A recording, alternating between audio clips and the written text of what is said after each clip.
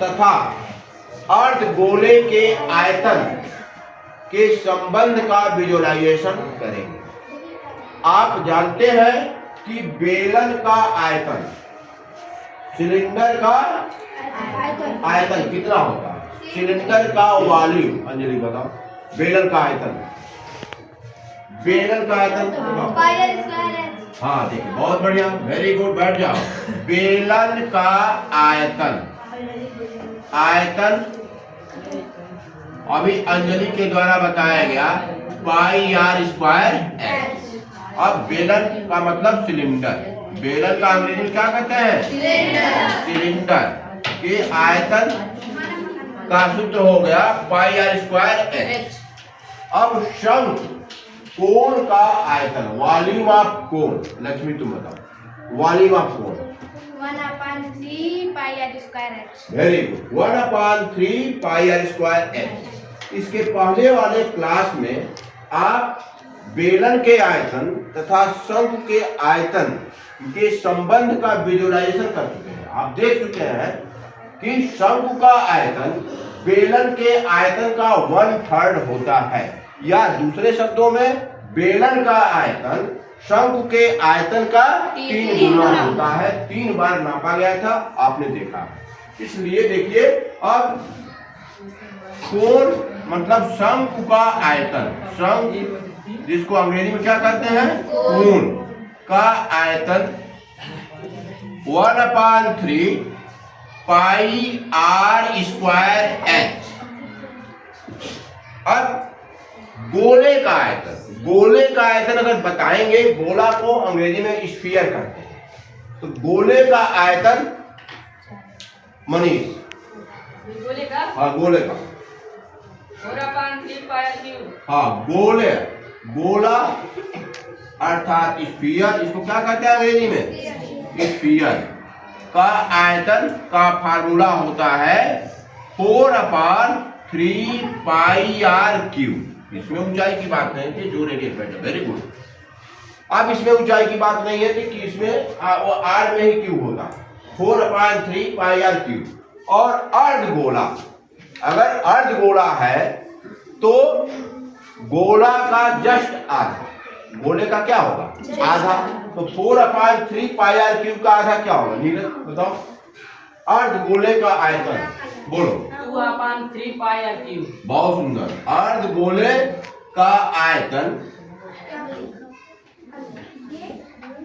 2/3, इसी का आधा करेंगे तो 2/3 पाई आर क्यूब। और अर्धगोले को अंग्रेजी में कहते हैं हेमीस्फीयर। क्या कहते हैं?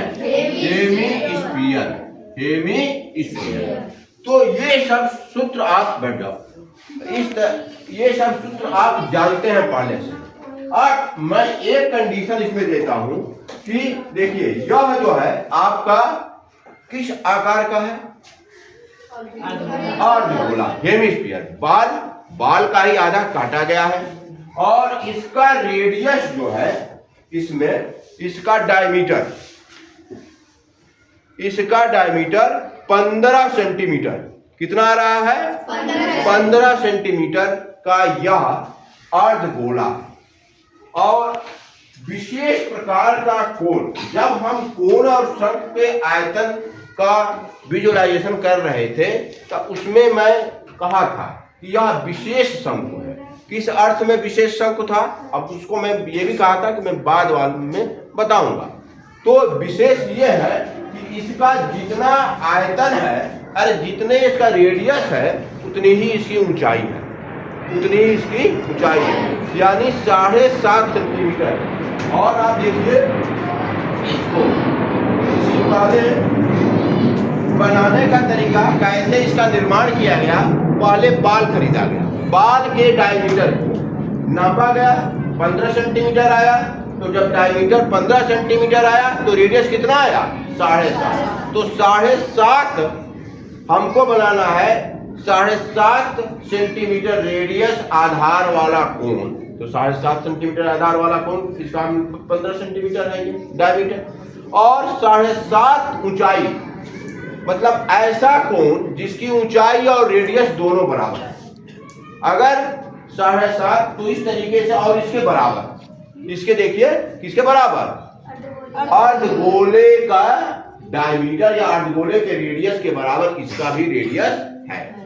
तो इस तरीके से तो आप देखिए, लेकिन एक इसमें क्या कर दिया गया, इसकी ऊंचाई भी विशेष तरीके से, इसकी ऊंचाई को भी हम 7.5 सेंटीमीटर ही रखे हैं।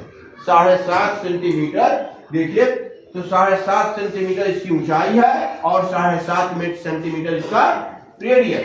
इसका मतलब यहाँ हम, क्योंकि हमको न्यूमेरिकल वैल्यू से मतलब नहीं है, इसलिए रेडियस क्या करेंगे, बात मत करो, रेडियस आर, रेडियस क्या करेंगे, आर लेंगे, और हाइट भी इसका आर, हाइट भी इसका आर के बराबर होगा।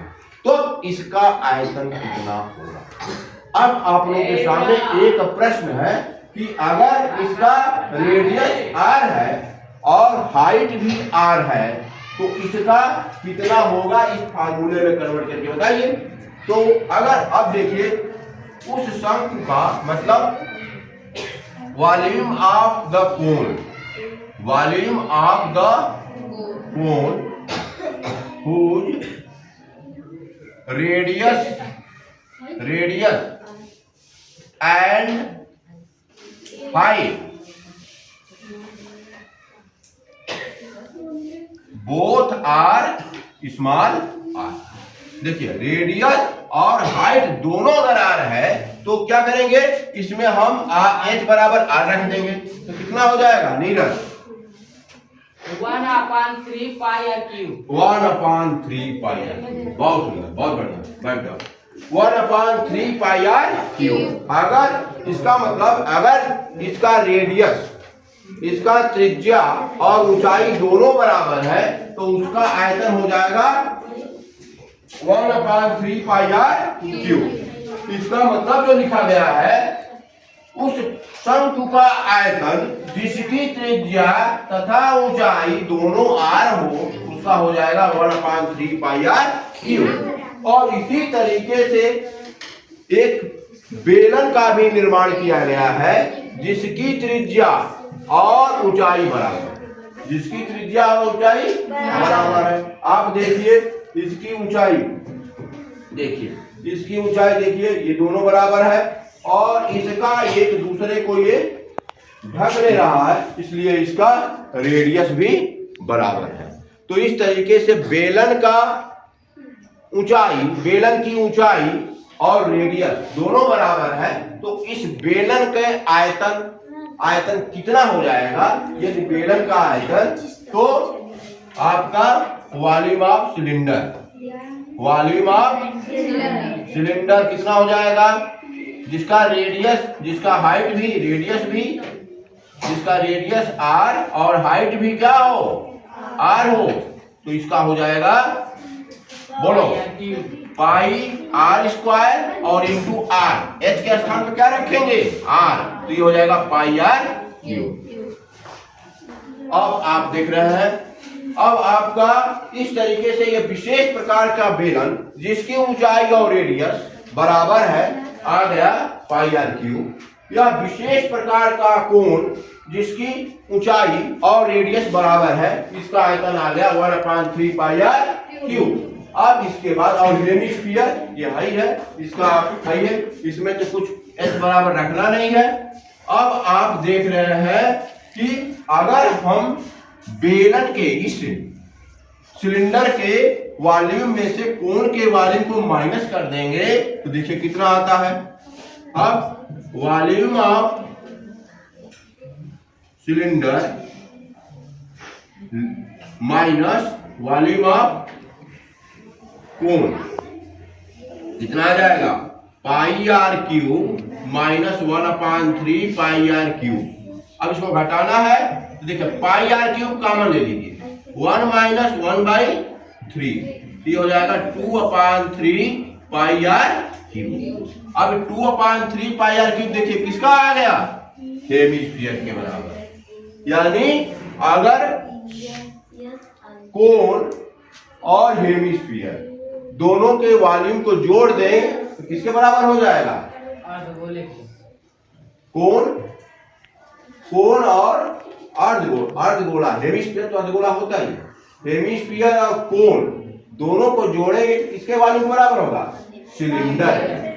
यह देखना है कि सिलेंडर यानी आपका देखिए सिलेंडर का वॉल्यूम अगर 1/3 पाई आर क्यूब और गोले का कितना है 2/3 पाई आर क्यूब, तो 2/3 पाई आर क्यूब में 1/3 पाई आर क्यूब जोड़ देंगे तो किसके बराबर आ गया? सिलेंडर के।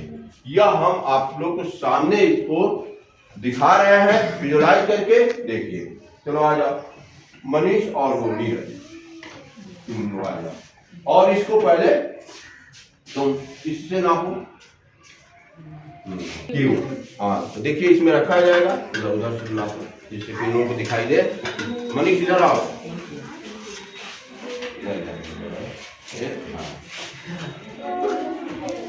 बात मत करो।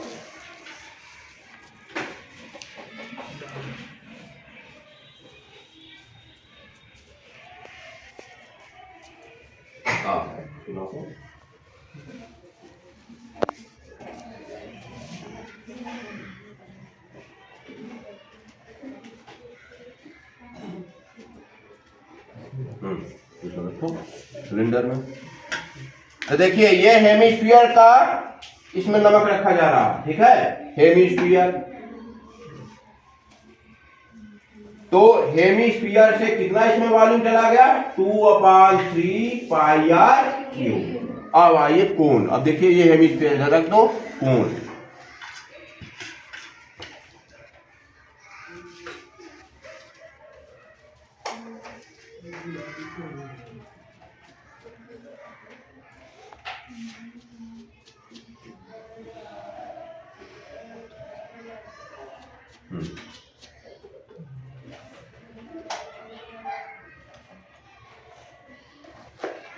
अब देखिए कोन से रखा जा रहा है, कितना हो गया इसमें कोन से कितना जाएगा मनीष? 1/3 पाई आर क्यूब और 2/3 पाई आर क्यूब पहले गया है। अब देखिए ये सिलेंडर भर गया और सिलेंडर का कितना है पाई आर क्यूब, यानी सिलेंडर का वॉल्यूम बराबर कोन का वॉल्यूम प्लस हेमिस्फीयर का वॉल्यूम। शर्त क्या है? रेडियस और हाइट दोनों कोन और सिलेंडर का बराबर होना चाहिए और रेडियस हेमिस्फीयर के बराबर होना चाहिए। तो इस तरीके से आपने देखा कि किस तरीके से कोन प्लस हेमिस्फीयर का वॉल्यूम सिलेंडर के वॉल्यूम को भर दे रहा है या सिलेंडर का वॉल्यूम इक्वल हो रहा है। समझ में आया?